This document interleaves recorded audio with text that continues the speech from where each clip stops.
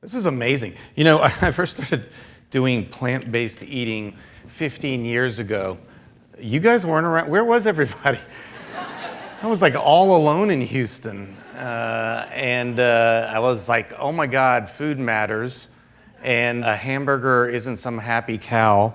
Doctors looked at me like I was crazy, and restaurants were like, oh, you're vegan? Do you want a chicken sandwich? Now, I just moved back to Houston a year ago, and I can't believe the difference. My friend Jeff, by the way, shout out to Jeff doing our video, and he's got a YouTube channel. He's got a YouTube channel called Vegan Linked, where he interviews different vegan doctors and things like that. And so he's in town. He's like, oh, I've interviewed 25 different vegan doctors. I'm like, 25 vegan doctors? That's crazy. I didn't know there were any vegan doctors out there. And he's like, oh yeah, there's 40 restaurants in Houston. I was like, seriously? I just go to Chipotle and get the soy fritas thing. So it's really a pleasure to see this, a place that's talking about mindfulness and peace and wellness. This is not, usually it's a different setting for me, right? Usually, I mean, those of you that follow me on social media know that I'm usually pretty angry, not so mindful and peaceful, because people are talking about subjects that I actually know quite a bit about and they don't know anything about, and yet they are all of a sudden the experts on it. But yeah, it's a pleasure to come talk to you about a topic that's near and dear to me, and that's obesity. And it's important for us to all know about it, because it's not a problem that any of you guys are dealing with, but it is a problem that we are dealing with from a society level, and that we really need to understand that it's a disease and the treatment of it. And it's a topic I want to talk a lot about, because for many years I was treating obesity just as a surgeon. And when you're a hammer, all the world's a nail. And my treatment for obesity was simply a knife. I guess I didn't really even think of it as anything but a solution where I had a knife to fix. But one day I went to get a life insurance policy test. And at the time I was overweight, and my life insurance policy test was terrible. I had fatty liver, I had hypertension, I had very high cholesterol. And of course I go to my buddy who's a medical doctor. No problem, right? We're so used to disease, it almost seems common sense that you're gonna get it. Oh, you got high blood pressure? Of course you do. We all do.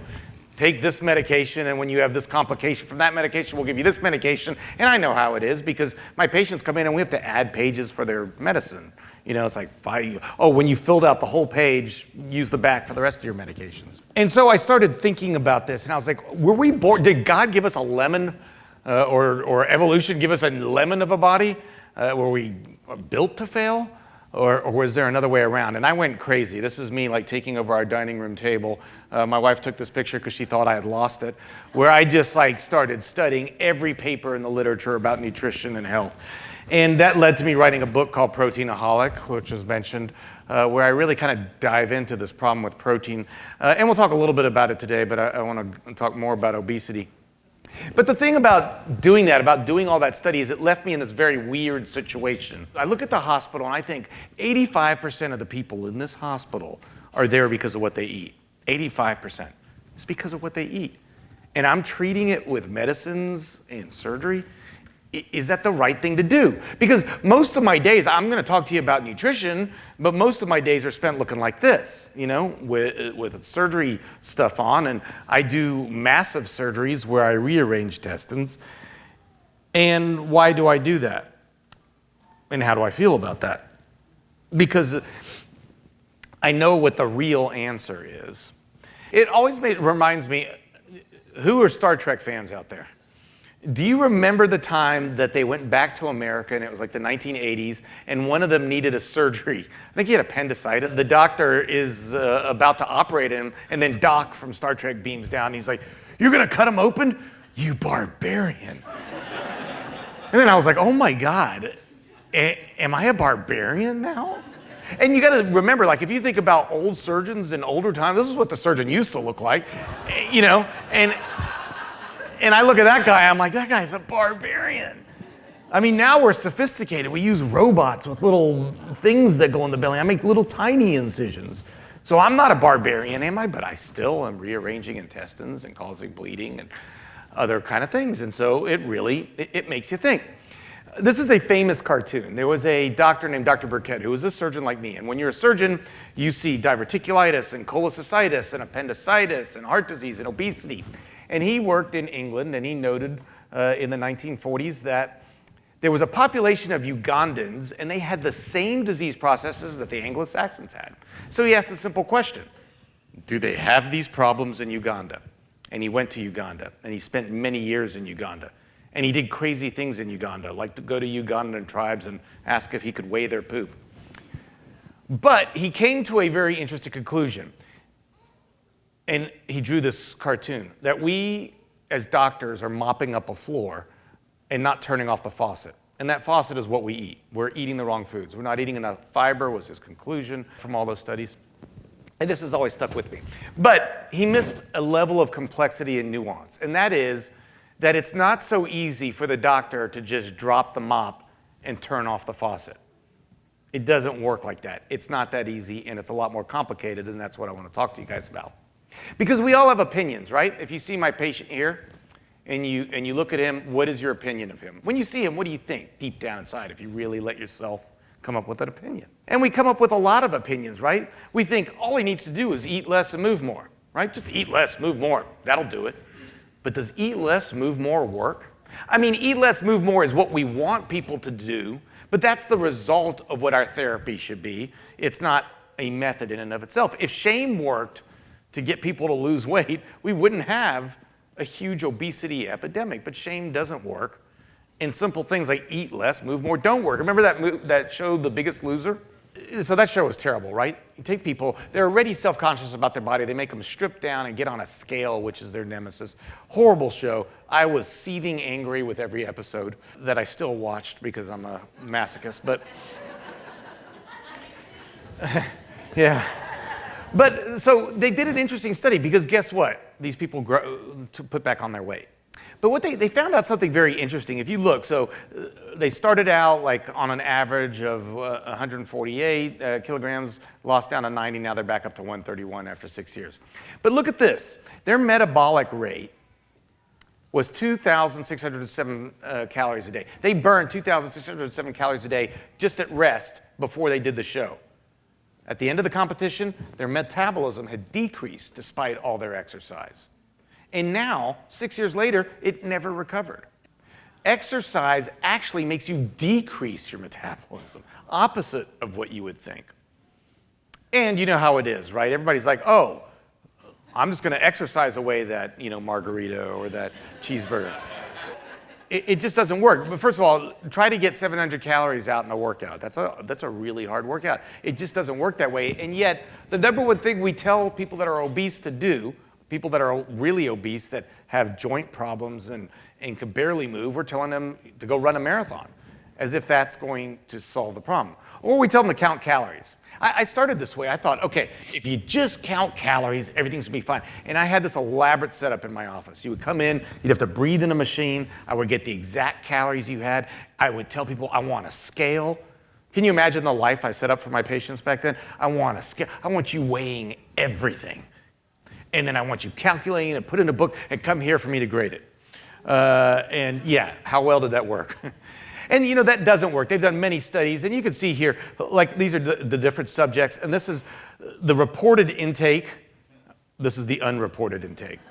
And they're not lying, right? They're not lying, they just don't know. I mean, think about it. Pam cooking spray says that it is 0 calories. 0 calories and 0 fat. It's 100% fat. How do they get away with that? What is the serving size? 1/4 of a second of a spray. You pick up the thing, it says low fat, no calories. You're like, oh, all right, low fat, no calories.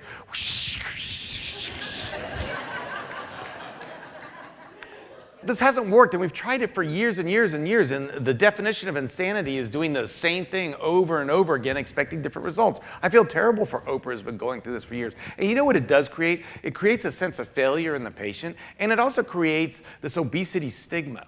And the stigma is really important because most people look at someone who's overweight and they say, oh, they're fat and lazy. This is their fault. They just need to eat differently. And we need to be mindful of that because we are a little bit self-righteous, right? I mean, we're vegan. How many vegans? Self-righteous people. We get out there and we're like, do it my way. Everyone else is wrong. Just do it my way. And look, I'm just as guilty. I mean, every time I go out to dinner, my wife is like, she's like, please. I'm like, I promise I will not be the preachy vegan tonight. And 2 kombuchas later, I'm like, you know what you're eating right there? Can I show you a video of where your steak was a few months ago? And you know what? Diets, they don't work. You know, the people have been doing diets forever. People lose weight. You always lose weight, and then you put it back. Why? This was a great article in the New York Times. Why are we still so fat? And in this, she concluded that nothing works except bariatric surgery. That's the only solution we have, which is probably good for my business colleagues, but terrible for the state of the society. It's the only thing we have to rearrange the intestines. I think part of the problem is that we don't look at obesity as a disease. Most people in this country think obesity is a bad lifestyle habit and that the patient made it this way. And we come up with these terrible things like, it's not that diabetes and heart disease and obesity run in your family, it's that no one runs in your family. So if you just run, that's gonna fix it. Or this ridiculous PhD guy who said, dear obese PhD applicants, if you didn't have the willpower to stop eating carbs, you won't have the willpower to do a dissertation. Can you believe he said that on Twitter? And do you believe he said it's because of eating carbs? We'll get to that. My sincere apologies. Look, he apologized, but it's too late, right? It shows you the truth that matters. This is a real society problem we have with what we think is obesity. Now, what I want to tell you is that obesity is far more complex than you could possibly imagine, and unless you've walked a mile in the shoes of someone suffering from obesity, you cannot understand it. Because the simple thought of hunger, if we were going to say this is a thought process, a willpower, that's going to come from the cerebrum, the part of the brain that is consciously thinking. But hunger comes from the most primitive part of the brain, the part of the brain that controls heart rate, that controls breathing. And look, you might be able to hold your breath for a little bit, and you may be able to stop eating or go on a diet for a little bit, but eventually there are a whole bunch of hormones that are going to change things. Because our bodies evolved hundreds of thousands of years ago. Calorie excess is a blip in time of the human experience. We evolved a big, gigantic stomach. Why did we evolve a big, gigantic stomach? To get our dollar's worth at a buffet? No, because there was never food around. So if there was food, we better eat a lot of it and we better store it. And we've got hormones. Our stomach secretes a hormone that says, feed me, feed me, feed me. And a lot of this goes back into our genes. Our genes code for these kind of things. And there have been some very interesting genetic studies, best of all on twins. Look in a shared environment, a monozygotic twin versus a dizygotic twin. They live in the same environment, right? But look at the differences in size if it's a dizygotic twin versus a monozygotic twin. And they did this amazing studies in Holland. They had identical twins that were separated at birth and adopted into different families. And they looked at the different families and they looked at the twins. If they were identical twins, it didn't matter the lifestyle of the family. If one was overweight, the other one was going to be overweight. In fact, obesity is the most inherited gene we have, on par with height, but one of the most inherited genes that we have. And we've already started getting into the genomes. We're starting to really specify what genes there are and be able to predict people that are going to suffer from this. It's interesting because if you take, we've done a lot of interesting functional MRI studies where we've taken people that are obese and put them in a functional MRI and measure their brain, and taken people that are normal weight and put them in. And if you show a normal weight person, for instance, a cheeseburger, their brain might go meh, but you show a morbid obese person a cheeseburger and their brain's like, oh my God, it just lights up like crazy. Same thing as when you look at dopamine receptors in a normal person's brain. They got a lot of dopamine receptors along the arcuate nucleus. So what that means is dopamine is part of our pleasure centers and our satisfaction center. It's easy for this person to get satisfied. Any dopamine will activate it. But look at the brain of an obese person. No red, no dopamine receptors. Look at a cocaine user or an alcoholic. It's similar. And it's very hard for these people to feel satisfied after they eat. Now, a lot of this is genes. A lot of it's actually, we're finding out, epigenetic. In other words, you could change the baby's gene in utero. It is so important what the mother eats when she's pregnant. It actually can definitely affect some of these appetite regulatory genes. And you know what's really crazy? It affects, they've looked at this as smoking. If you have a daughter, it'll affect the eggs forming in the daughter so that when the daughter has a child, that child is affected by what its grandmother ate during the meal, which is really kind of crazy. And what are these appetite regulatory genes working on? They're working on all kinds of hormones that affect this part of the brain. There's a hormone called ghrelin that's secreted by the stomach. As you start fasting, like let's say you're going on a diet. You know, you go on a diet, right? And in the beginning, I feel great. I'm on a diet. And someone says, do you want this great vegan cookie? I don't want a cookie. I'm on a diet. But what happens 3 weeks later? You're like, oh my God, that cookie looks amazing. What's going on there? Is that willpower? No. Ghrelin is increasing. It increases very rapidly. Interestingly, when I reroute the intestines, it drops that ghrelin level considerably, which is part of the reason the surgeries work. We'll get to that later. There's another hormone called leptin. Our body didn't want us to lose fat. Fat was an important store to ensure that we survive. So when you lose weight, when you lose fat, fat secretes a hormone called leptin. When leptin level drops, your brain's like, oh my God, the leptin level's dropping. We're starving, we got to eat. And they've done all these studies. These two rats have different leptin receptors. Can you guess which one is leptin sensitive and which one isn't? The overweight one does not have a leptin receptor and is therefore overweight. Multiple different hormones that affect us. And in fact, it's not just hormones. We're now figuring out that it might have to do with bowel bacteria. The microbiome is a really fascinating thing, but we're finding that people that, we used to think that your microbiome was kind of like a fingerprint. So once you had your microbiome, it wasn't changing for the rest of your life. But then they did these really intricate studies. Do you know 2 weeks for a meat eater to switch to a vegan diet completely changes their microbiome. And it changes it to a very healthy microbiome. And we know it's not just what bacteria you have, but the diversity of bacteria that you have that may affect. And I don't know if you guys have heard the story. We are now doing transfusions. And what that is, it's really only FDA indicated right now for a bacteria called C. diff colitis. I don't know if you've heard about that, but it could become antibiotic resistant. You could get really bad diarrhea. And they found out that if you give someone good bacteria, it can reverse C. diff colitis. So there was a lady who was normal weight. She had bad C. diff colitis. She got a transfusion where they took the stool from her daughter-in-law, broke it down into little pills, and she swallowed it. Yeah, I know. And the C. diff went away, but guess what? Within 6 months, she was morbidly obese. And we looked at her, I always say we. I did not personally look at her stool or her microbiome, but her microbiome changed dramatically. We also know from weight loss surgery, by the way, it also increases the diversity. They were looking at weight loss surgery many years later. We'll get more into weight loss surgery later. And they were trying to figure out why people keep the weight off.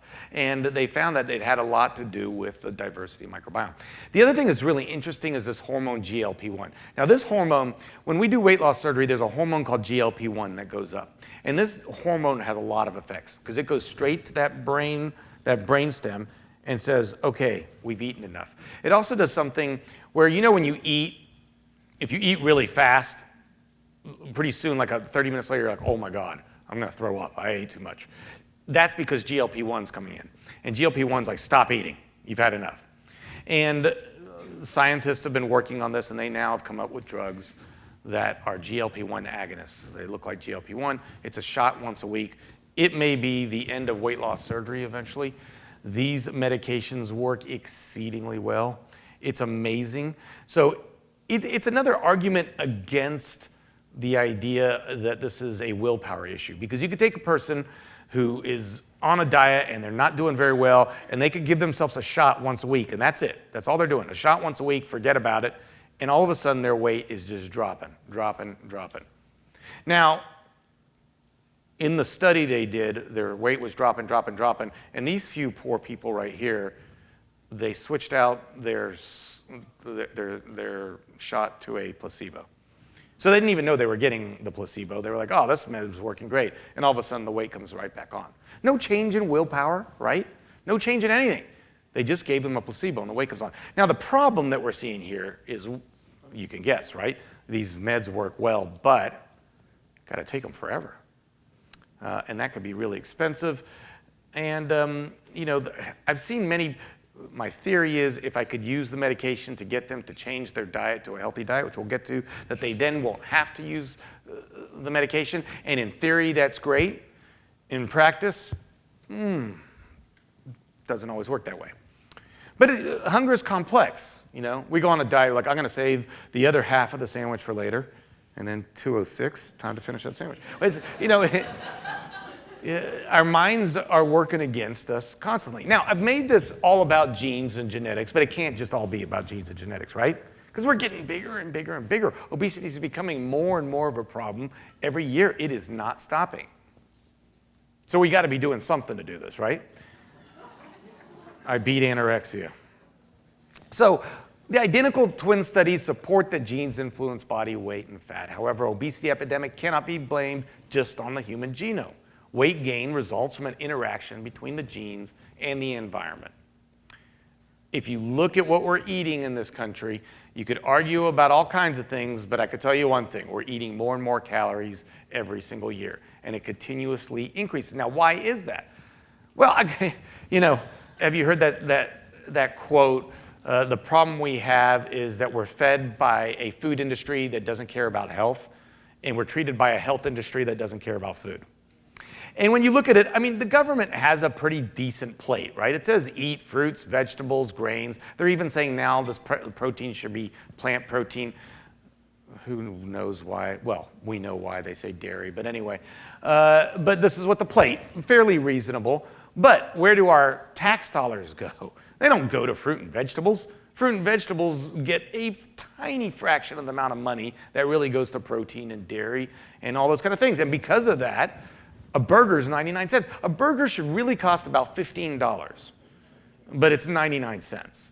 The dairy industry was basically broke a few years ago until they got $20 billion from the government to save them, because we're killing dairy with our beautiful soy and oat milks and things like that.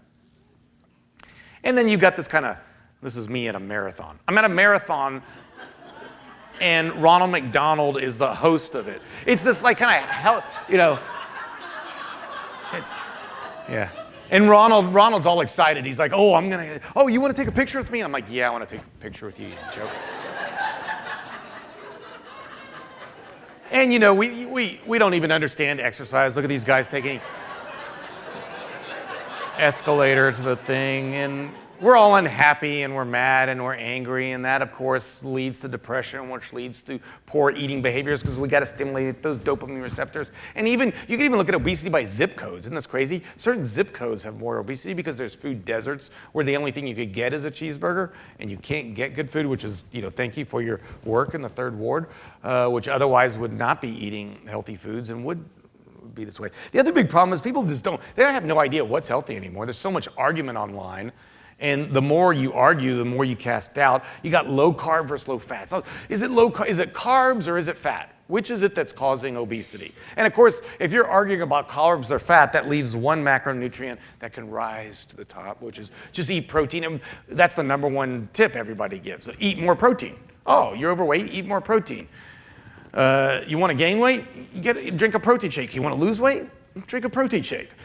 It's crazy, the nonsense out there. And look, we eat more protein than any other country in the world, right? And way more animal protein, which is superior by what you hear online.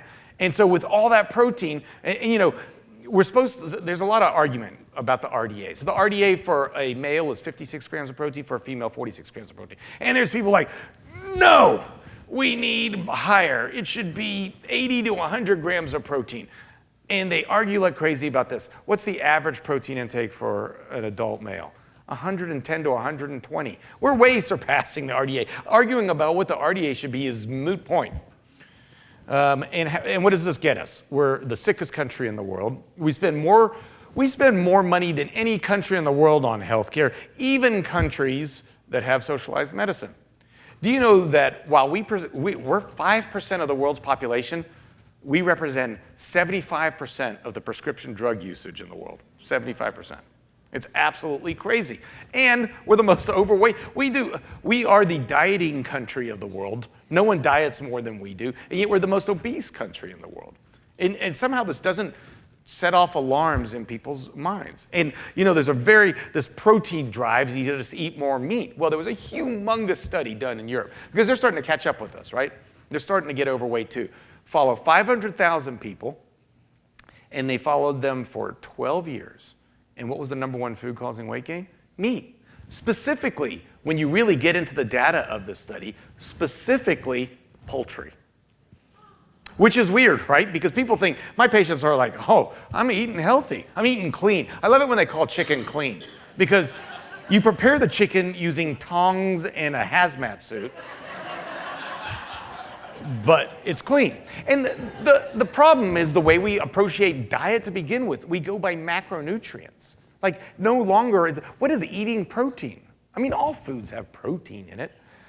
All foods have amino acids in it, but the problem with nutrient by nutrient nutrition science is it takes nutrient out of the context of food, food out of the context of the diet, and the diet out of the context of lifestyle. People don't know what to eat anymore. This really started back, we don't need to go too much into the history, but the Senate Select Committee on Nutrition in the 1960s to 70s, they were supposed to study malnutrition. They found out there's not that much malnutrition, but there's a whole bunch of overnutrition. We're too obese. And so they studied this in detail, and they came up with the conclusion that we need to eat less eggs, meat, and dairy, and more grains. And guess what happened? The egg, meat, and dairy industry went crazy. They're like, you can't say don't eat more or less egg, meat, and dairy. And they actually got the recommendations changed from eat less meat to eat more lean meat.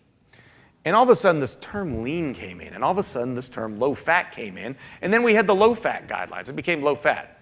And what happened? We still got obese on low fat guidelines because, of course, we weren't ever eating low fat, right? Our fat intake increased just as much over the years. We ate more meat, eggs, we ate more oils. We never went low fat, but we did eat more reduced fat Oreo cookies because that was somehow healthy.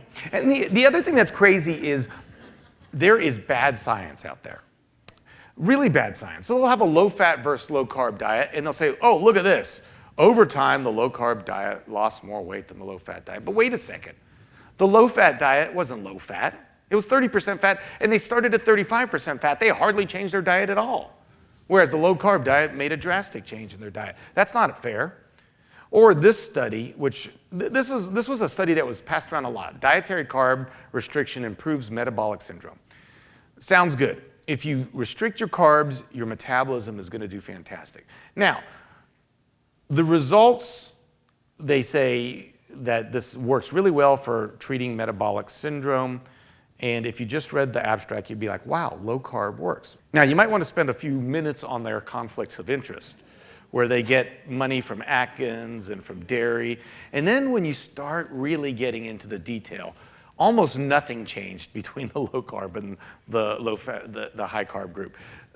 Almost nothing. The only thing that changed is there was a slight drop in triglycerides. HDL went up. Now, let me tell you something. Everybody talks about, oh, good cholesterol. Matters not.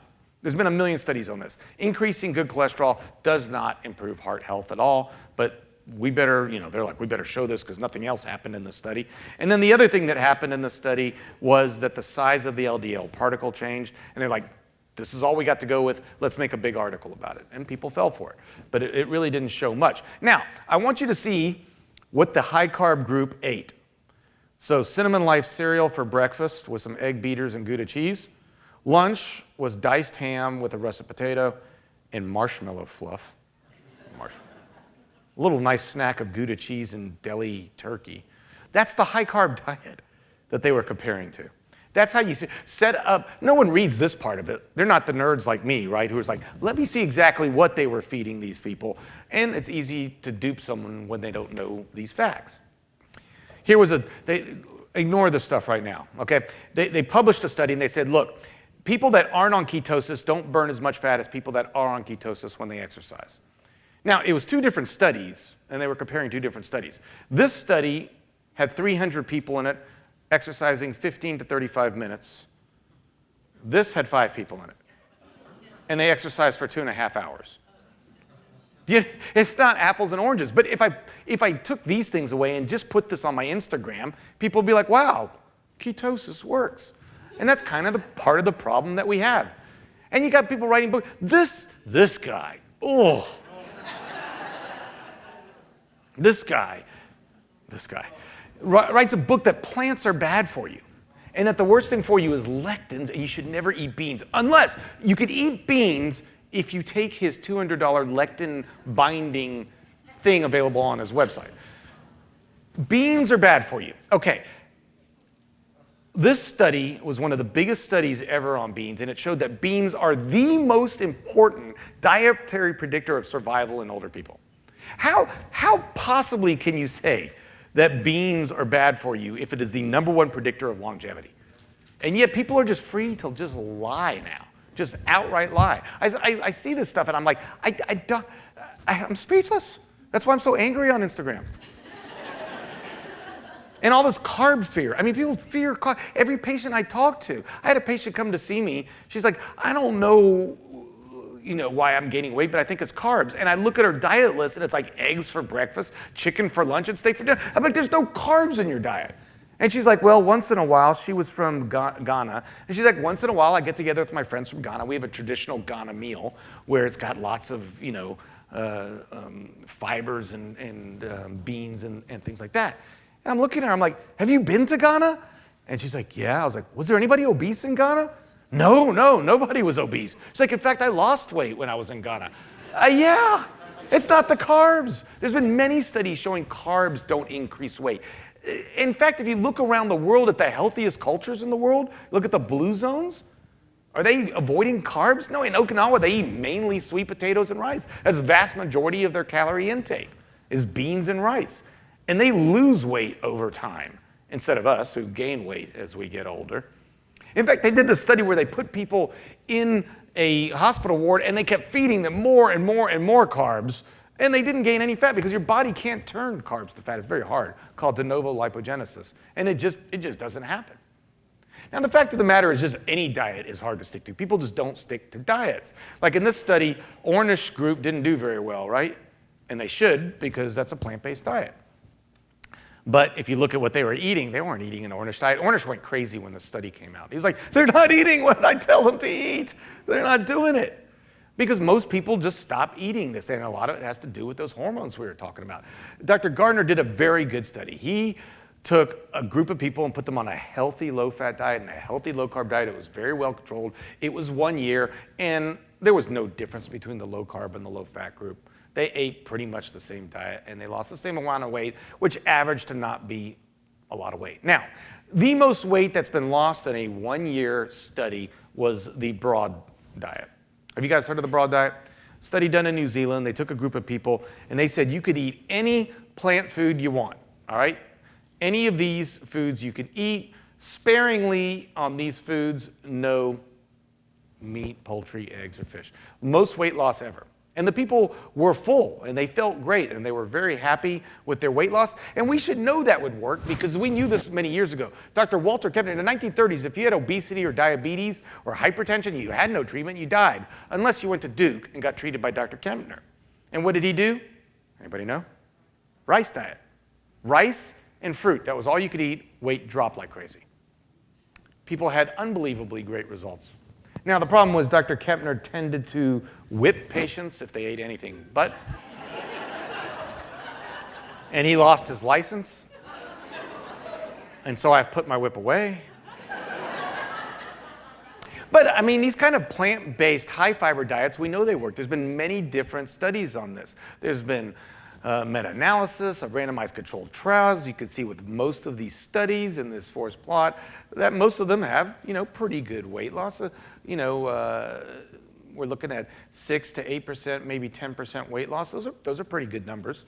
Most of the blue zones are eating a predominantly plant-based diet, and they don't have any problems with obesity. And that EPIC study I showed you, in Europe, where they followed 500,000 people, the vegans by far had the lowest body mass index in weight. So we should know that this works. The Adventist Health study, where they followed 60,000 Adventist health people over 30 years, and you could see that the more plant-based you were, the lower your body mass index was, and the lower your diabetes was. Mediterranean diet that everybody's talking about is basically a plant-based diet. It's very high in carbs, very high in fruits and vegetables. And the reason this works is, well, there's many reasons, but one of them is calorie density, right? It's how much it fills up your stomach there are nerves that go to the stomach that go back to that primitive part of the brain and say, yeah, this person's eating. You can't fill up your stomach much with oil, but you can with fruit and vegetables. And I told you calorie counting doesn't work. But if you look at calorie, so I don't calorie count with my patients anymore, but I do go over with them calorie density. And I say, these foods, I don't care how much you eat. Eat until you're full, because they're so low in calories that you're going to eat till you're full and still not get that many calories. And that's because they're full of fiber. Fiber is what's going to really make you full. What is the most filling food you could possibly eat? They did this study. They had people eat different foods and see what would make them full. And the most filling food that was kind of just way out there was potatoes. The one thing everybody avoids is the most filling food that you could do. There were these great studies done by this lady, Barbara Rolls, and she said, what really matters is how much food you take in. That's what's going to give you satiety, okay? So if I could give someone the same amount of food, but vary the energy density, I could decrease how much calories they take in. So the grams of food they eat could be the same, but the calories could be different. And she did that by adding vegetables. The more vegetables she put in, the lower the calorie density. So she was making soups. And she found that you could give someone a soup with lower calories and they feel just as full as a soup with higher calories just by adding vegetables and fiber into it. Her diet's called the volumetric diet. Really good. And it kind of goes into how to feel full by eating higher fiber foods. Of course, going back to the gut microbiome, we're improving the gut microbiome with plants because they like to eat fiber and resistant starches. And what's interesting is we have found, now remember that drug I told you is going to change the face of weight loss, the GLP-1? Guess what? Plants increase GLP-1. And so you can get that GLP-1 effect by eating a high plant-based diet. And I think a lot of you know that because you're plant-based eaters, and we feel full. I'm not hungry right now after my oatmeal breakfast that I had. And that's going to be really important if we're going to help someone lose weight. There's a lot of people that have been morbidly obese and have changed it. You guys know Josh. He called me many years ago and asked me about weight loss surgery, and I would have told him, yeah, you ought to do weight loss surgery. But he didn't do weight loss surgery. He did a plant-based diet, and he was very successful. But if you know him, he's an exception to the rule in many ways. I think everybody should be eating a plant-based diet. I think we could really do a big, globally benefit for our environment, for the animals, but also for obesity if everybody's eating a plant-based diet. But when I am sitting in an exam room with a morbidly obese patient who's been overweight since they were a kid, who went to fat camps as a child, it often doesn't work. I love my job because I get to help people make unbelievable life changes. I'm not a cosmetic surgeon. I don't do this because it makes people look pretty. I do this because obesity has a lot of medical implications. Being overweight causes cancer. Being overweight causes heart disease. Being overweight causes sleep apnea and all these other problems. And bariatric surgery does fix these things. At one point, when I'd written Proteinaholic, I was fanatical. And I said, maybe we should never do surgery. Now, my partner at the time was my father. And my father was an old curmudgeon surgeon, and definitely not plant-based. And I said to him, I think people should be treated with plant-based. I think we should probably not do surgery or do surgery only if they haven't done plant-based. He's like, that's malpractice. Now that sounds crazy for my father to say it's malpractice to do a plant-based diet, right? But he said, people are dying from obesity. We have a treatment that cures these problems. We know it from years and years of study, and you're giving them something that we can't prove. And I said, well, I'm going to prove it to you. I'm going to start a plant-based diet group, and let's see how they do. And they did okay. But did they do as well as my father's patients? Not even close. Not even close. And so I have to keep this in mind when I'm treating a patient. NIH looked at this in 1991, and they said there's no question that surgery makes a very good effect on obesity. There's been huge studies on the surgery effect. The surgeries are extremely safe. They cause weight loss. Now, remember I told you the plant-based diet was doing pretty well with 10% weight loss? How would you like 63%? They did this study where they followed 30 years. They followed people now. One group did a medical weight loss program, and one group did the surgery. And they've taken this out 30 years, and it keeps changing. The surgery group lives about 10 years longer than the group that didn't do surgery in age match and weight match controls. All these large meta-analyses show just amazing weight losses with these surgeries. There is some weight regain you'll see over time, but still it's way higher than the 10% we were talking about with diets and stuff like that. Who would have thought it? Surgery is the 1 treatment for diabetes. It absolutely cures it in the vast majority of people. There's been multiple big studies on this. There's been a couple big studies where they decided, okay, we're gonna do a strong lifestyle intervention. Exercise, we're gonna use some medications, and we're gonna do diet. Now the diet isn't vegan, but they use DASH diet, which is very high in plant-based. I mean, it's a pretty good diet, the DASH diet. These were the results.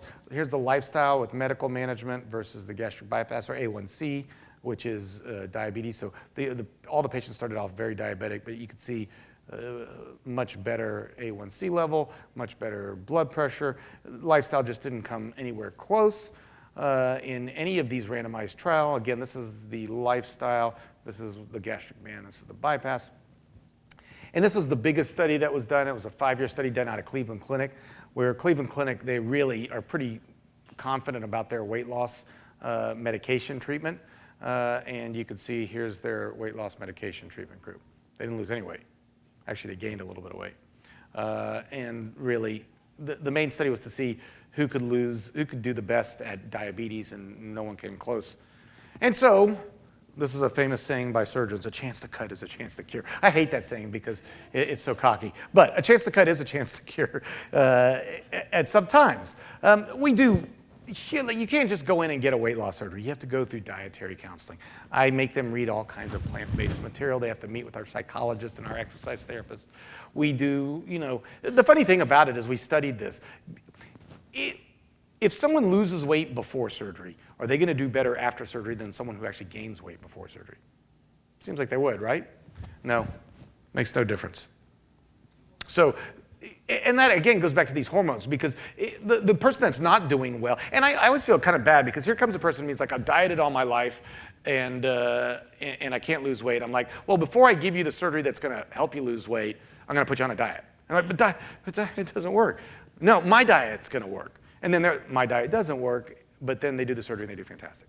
And they actually, funny enough, are more likely to follow my diet. Now, why are they more likely to follow my diet after surgery? They're not as hungry. It's a lot easier to pass up the McDonald's when your brain isn't like, give me McDonald's. And so that's why we see this. There's several different surgeries out there. There's a gastric band. This didn't work. We're going to wrap a band around your stomach and try to limit how much you eat. This was like forced bulimia. And funny enough, people got hungrier. Ghrelin level went up because we're not doing anything to the hormones. You're just not eating as much.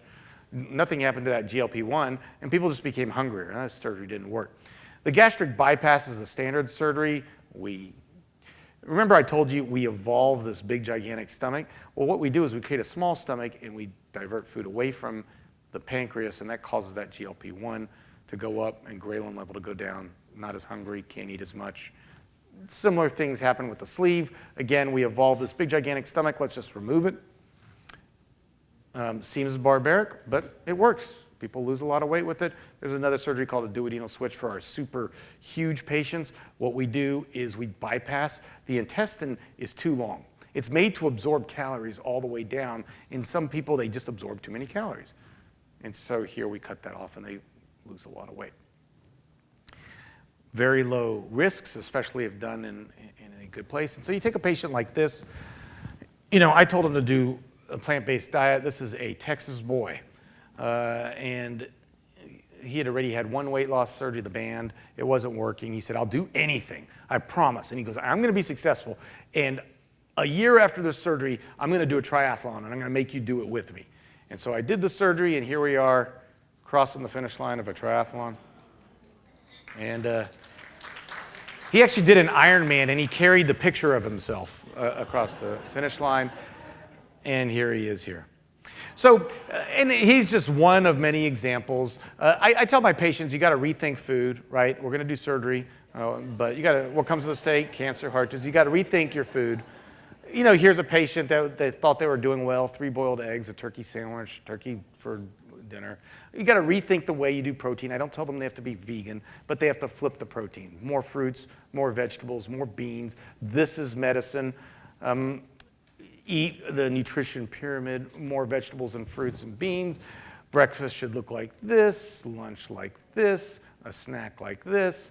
Easy, cheap dinners to make that are delicious. and easy to do. So that's a lot of information. I hope I was able to give you some wisdom through this. And hopefully this will be the doctor of the future. I want you to meditate for 20 minutes twice a day, exercise for 30 minutes, avoid processed food, eat plenty of organic fruits and vegetables, spend more time in nature, less indoors, stop worrying about things you can't control, ditch your TV and phone, and come back and see me in 3 weeks. Thanks, guys.